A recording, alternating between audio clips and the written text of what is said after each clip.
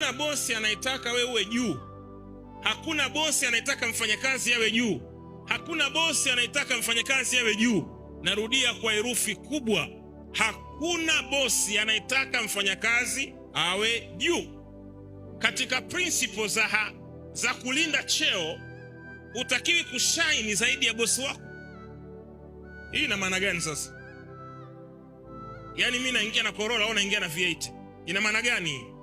Una adabu wewe? Ndio maana yake hiyo. Ndio maana yake hiyo.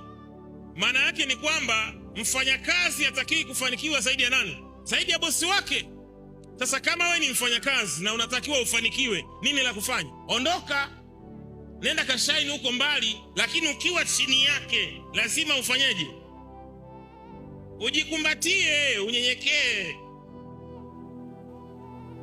Kuna wengine mnachukiwa makazini kwa sababu una mvuto zaidi ya bosi.